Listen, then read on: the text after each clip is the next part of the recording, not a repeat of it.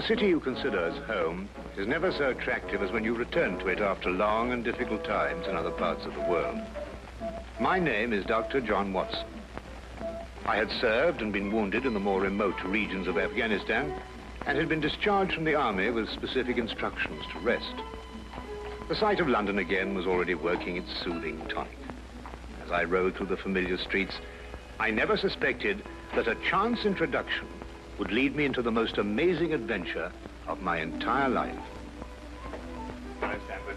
Watson, old man. Hello, how have you been? It's good to see you. Not as well as you, obviously. You look great, old man. Heard you were wounded. Well, it could have been much worse. Sit down. Care for a drink? That one. Good. Well, what are your plans now? Got nothing really at the moment. I'm looking for lodgings. Trying to solve the old problem of comfortable quarters at a reasonable price. That's odd. There's the second man today that's used that expression. Really? Who's the other? Well, you wouldn't know him. He's doing some work in the chemical laboratory at the hospital. Might be interesting. Yes, well, I wouldn't mind sharing a flat with somebody if he was all right. Well, Anything wrong? Oh, no. He's rather strange. Well, what's wrong with him? Oh, nothing wrong with Holmes. That's his name, Sherlock Holmes. Well, when I saw him this morning, he was doing some research with a corpse. Oh, what was he doing? He was beating it with a stick. I beg your pardon? Did you ring, sir? 2 shillings, please. Very good, sir. What did you say this Sherlock Holmes fellow was doing? He was beating a corpse with a stick. Oh? What in heaven's name do you want to do that for? He wanted to find out if it was possible to inflict a bruise on a body after death. Why? You know? Did you ask him? That's another strange thing about this Holmes. Somehow, one never thinks to question him. No.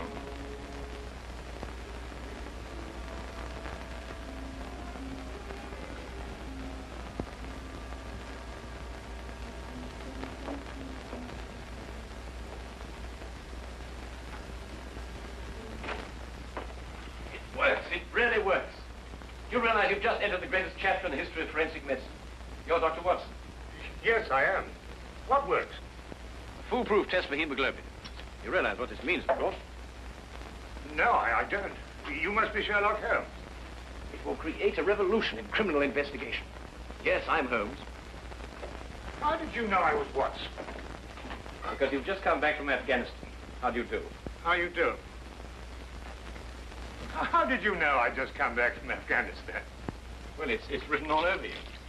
The problem has generally been that a man is suspected of a crime months after the crime is committed. Then when they find bloodstains on objects of clothing, they can't be sure if it's blood, mud, or rust stains. But this solves the whole thing, of course. Oh, of course. Of course. Stanford told me you're looking for someone to share a flat you'd found. You know, if this test had been in existence a year ago, it would have meant that von Bishop of Frankfurt would most certainly have been hung. And that goes for Mason of Bradford, Muller, and O'Fay, naturally. Naturally. Who are these people? Did you know, I'm delighted to meet you, Watson. I think you'll like the flat. It's in Baker Street, by the way. Oh, we could pop round this afternoon and have a look at it if you care. Yes. Oh, yes, rather. I'd like that. Good. Did you mind if I play the violin? No, go right ahead. No, I don't mean now. I mean when we're sharing the flat. Oh, no, of course not. I like a bit of good music. Oh, good. I'm not very good. Oh. Tell me, Holmes. Yes. How did you know I just got back from Afghanistan? Well, it's obvious. Now, that's what you said before. It isn't a bit obvious. You're a doctor, that much we know. Huh? But with the air of a military man, therefore an army doctor. You've acquired a sunburn. I know it's not your natural color because your wrists are white. Your eyes tell me that you've recently been ill. I'd say some sort of tropical fever. You use your left arm stiffly as though you've sustained a wound. Now the problem becomes, where would an army doctor have contracted a fever, sustained a wound? The answer, my dear Watson, is in the present campaign in Afghanistan, naturally. Naturally. Of course, it's obvious. Naturally. We examined the rooms at 221B Baker Street that afternoon and promptly moved in on the following day.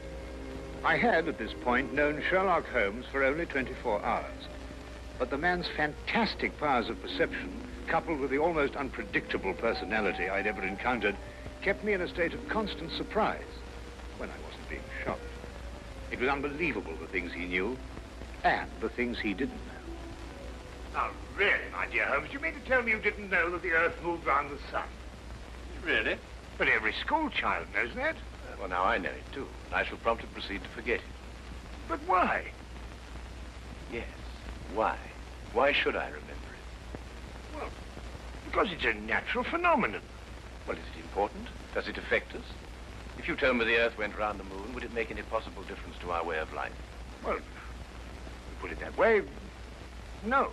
Then it's useless information, and I shall do my best to forget it. I advise you to do the same. At times, I thought the man was joking and simply having a bit of fun at my expense. But I soon learned that he was in dead earnest. I also, unknown to him, made a brief classification of the man's knowledge. Literature? Nothing. Philosophy? Nothing. Astronomy? Nothing. Politics? Disinterested. Botany? He knew everything there was to know about poisons and absolutely nothing about practical gardening. Chemistry? Profound. Sensational literature? Without question, Sherlock Holmes knew the details of every horror perpetrated in the last 100 years.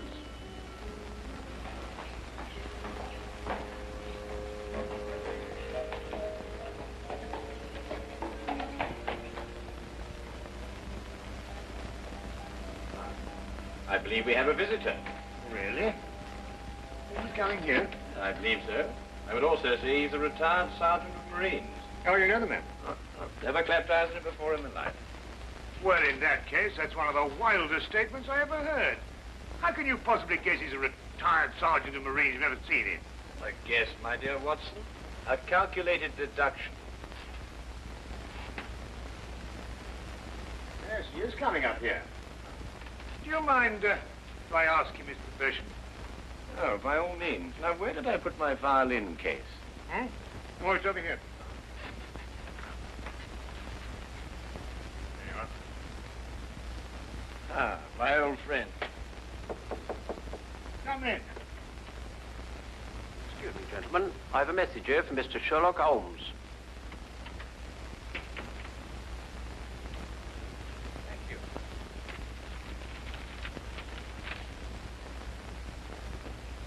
Excuse me. Sir? Do you mind telling me your occupation? Not at all, sir. I'm a civil servant employed by the police department. Thank you. I just wondered. Not at all, sir. How long have you been with the police department? Just a year, sir. Before that, I was a sergeant in the Marines. Good day, gentlemen. How did you know? An interesting letter, Watson. A very interesting letter. Perhaps you'd like to come with me. Where? To catch a murderer, of course. Of course.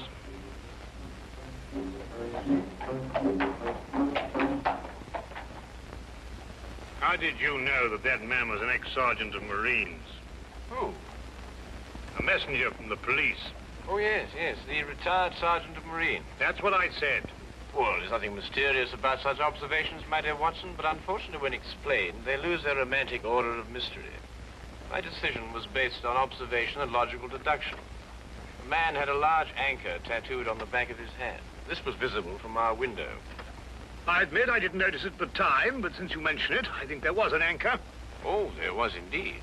He also wore regulation sideburns and had a slight nautical roll. Thus, I judged him a Marine. Oh, guess, I grant you, but only a refinement of guesses one makes every day. Don't be so disgruntled, Watson.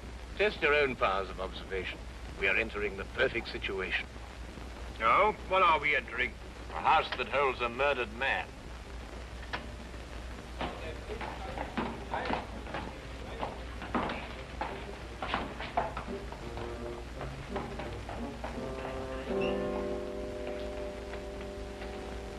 Is Inspector Lestrade inside? Yes, sir. May I have your name, please? Yes, Sherlock Holmes. This is Dr. Watson. Oh, that's quite all right, sir. Inspector Lestrade gave instructions to admit you. Oh, good. Oh, by the way, has the body been removed? No, sir, but the medical examiner's just gone. Oh, thank you. Let's hope they haven't moved things about too much. The police forces of the world seem to have an organized science of messing things about. Oh, I wouldn't say that, Holmes. Now then, move along there, everybody. Move along. There's nothing to see today. I don't know. I swear I don't know. I tried to help him. Don't you believe me? I had to do what I could. It was instinctive. It was instinctive for a woman like you to commit murder. That's not true. You know it's not true. I know you hate me, but you can't believe I'd do a thing like this. Yes, I can, and I do. Please. She's a murderess. You know it as well as I. She murdered your brother. It's a lie. Yes, it's a lie. Your entire story's a lie. The relationship you had with my son was a lie. My son's been murdered. This girl's a murderess. Why she did it, what her motive was, I don't know. They were engaged without my blessing. I can only be grateful that she gains nothing by her crime. Your duty now is to convict her. Just a moment, please.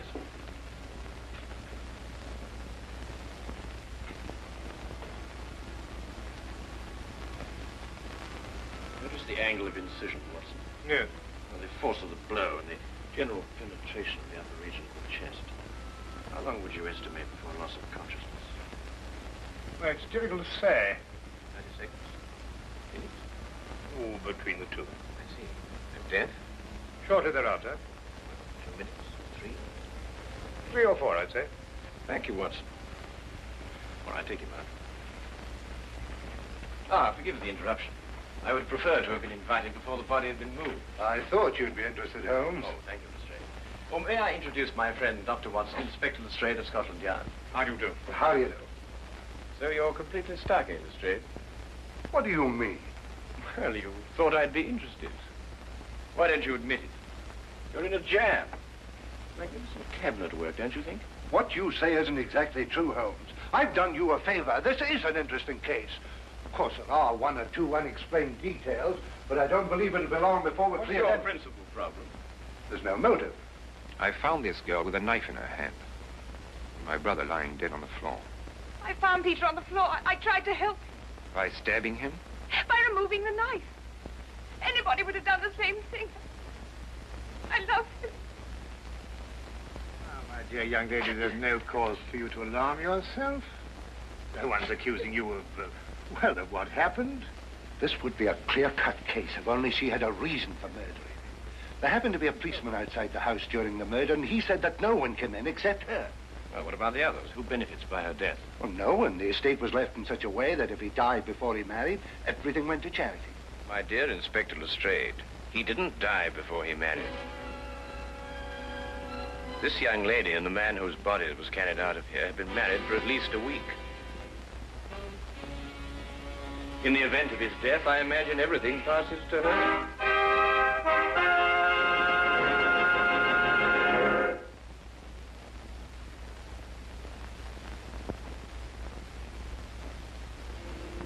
And now we return to the case of the Cunningham heritage. How did you know they were married? Weren't you?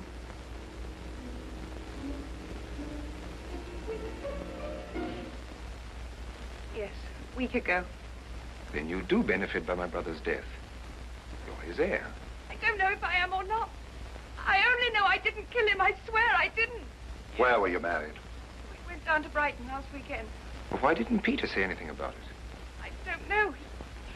He asked me not to say anything, so of course I didn't. I'm afraid, young lady, I'll have to ask you to accompany me to headquarters. Sam.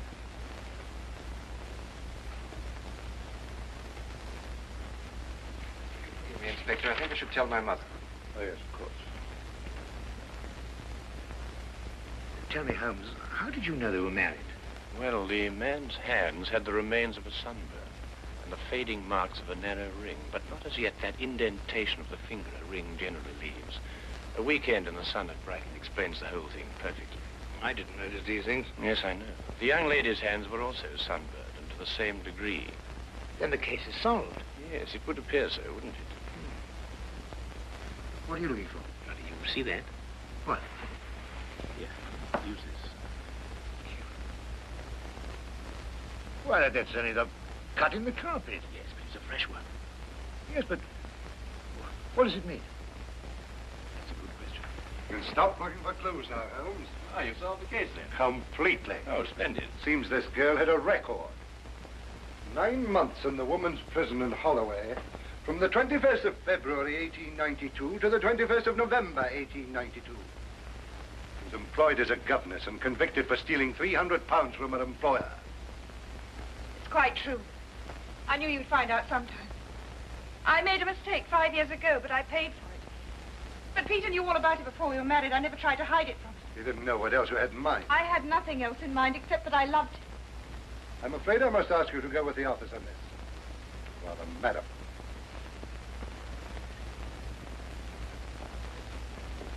Well, that's how I like my cases. Fast and simple. Oh, you must tell me some more about it. Well, there's nothing to tell, really. Her story was that Peter asked her to call here at 10 sharp. She arrived, found the door open for her, came in here and found him writhing on the floor with a knife in his chest. She screamed, pulled it out, and just then Brother Ralph walked in. Peter died without saying another word. So she stabbed him for the inheritance and was caught in the act. Simple. Well, falling off a log. Couldn't be simpler, could it, Watson? Oh, I still think it's a tragedy. Yes, but in my job, Dr. Watson, we run up against it all the time. Cigar? No, thank you. Well, I suppose you've had some amazing adventures. Yes, but one learns to have a real philosophy of life and get a good perspective. Yes, I suppose. But just the same, I think it's a pity. Just another case of a clever girl being too clever. For the clever girl who intended to murder her husband, he certainly chose the most stupid possible way to commit the crime. What was that? Well, what's this? Checkbook. Oh, amazing deduction, Lestrade. Look. So Peter Cunningham drew a check for £1,000. 6 weeks ago, and 5 weeks ago, and 4, and 3, and 2, and that's all. Well? They're drawn to cash. Well, I don't get your point. He was a very rich man. Well, it's a great deal of cash. It was his own money. I suppose he could do what he liked with it. You may have hit the proverbial nail, Lestrade. Now, look here, Holmes. You're trying to start something that just doesn't exist. Do you think so? I have a great deal of respect for your opinion, Holmes. But your trouble is that you can't leave things alone. If there isn't a mystery, you have to make one, or you're not happy. You're right, I'm not happy. There are marks on the carpet indicating a struggle. The man whose body was carried out of here was over 6 feet in height. If he had struggled with the girl who had left here, I don't think he'd have lost. She surprised him. Oh, but he was expecting her. That's her story. I'd say she sneaked up on him. What, had stabbed him in the chest? How do you sneak up on someone and stab him in the chest, Lestrade? Now, look here, Holmes. You're trying to start something, and I just won't stand for it. That girl's a jailbird, and she's guilty, and she's going to hang. And that's the end of the case. I see Inspector Lestrade is up to his usual mental gymnastics, trying to hammer square pegs into round holes. Well, Lord, it's been a great pleasure meeting you, Inspector. I warn you to keep away from that man, Holmes, or you'll be insane in less than a week.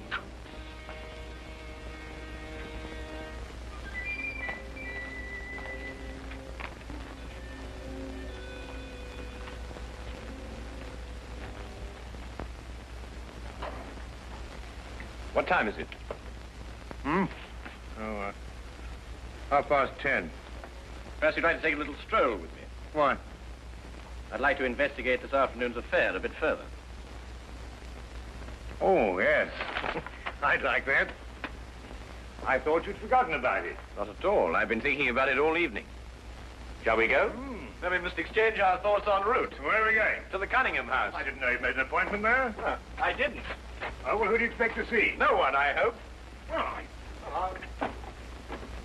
I'm terribly sorry, Holmes, but I'm afraid I don't understand what you mean when you say you want to go to the Cunningham house and you just...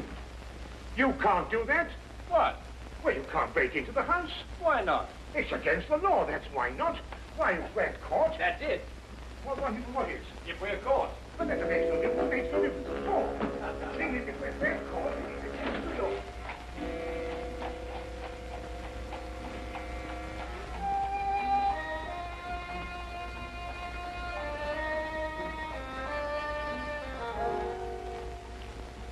quickly now. But look, Holmes, we can't... Shh. Come on.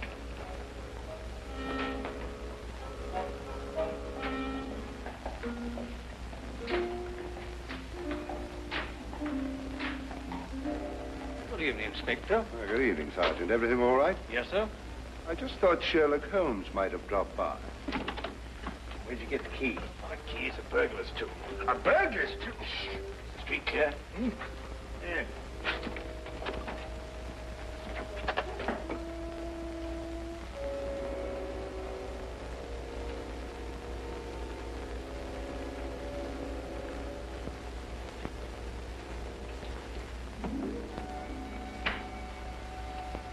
How do you know he's out? Because I had a spy watching the house. Go through that cabinet. What am I looking for? Oh, papers, bank statements, anything to indicate passage of money from Peter Cunningham's account. Go on.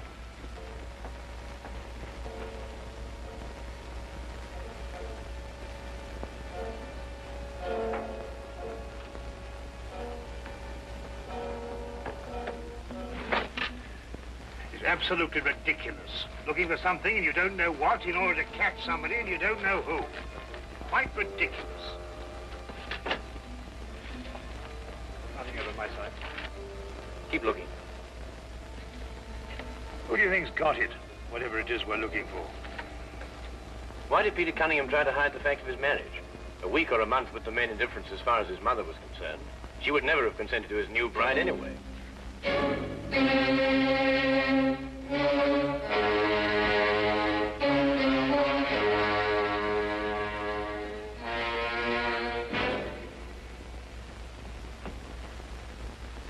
He married her to prove to me that my blackmail wouldn't stop him. And then he withheld the fact in order to give me 1 week to clear out of the country before he exposed me. The money he paid you went to buying up your promissory notes. I was being pressed, Mr. Holmes. My brother's engagement to a jailbird gave me a perfect opportunity to extract a little money from him. In fact, if he hadn't been such a bullhead, it would have gone on for quite some time. A jailbird, as you put it, makes the perfect murder suspect. Perfect, Mr. Holmes. And you and Dr. Watson make perfect burglary suspects. When I report your death to the police, they can't possibly blame me for defending the sanctity of my home.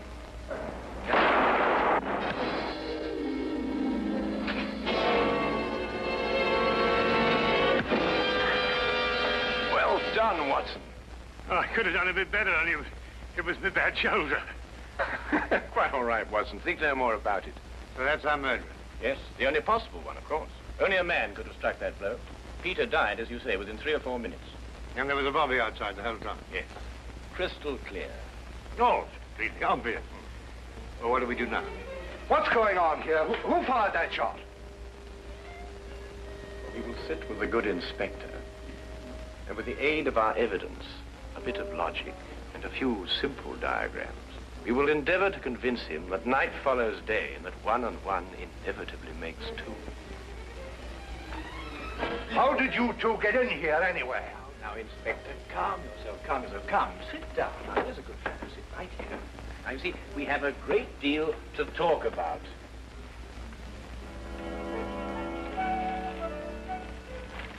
Also present with Inspector Lestrade was Dr. John Watson and a personal friend of the inspector's, Mr. Sherlock Holmes.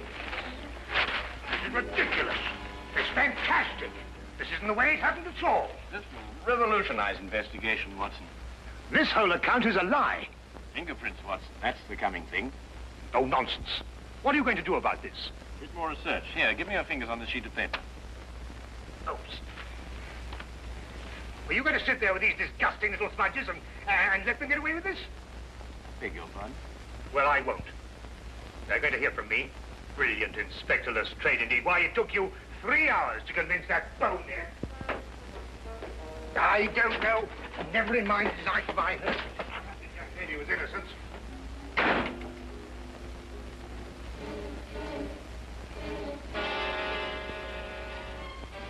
Oh. I wonder if he got more than a shoulder wound in Afghanistan. Oh, well.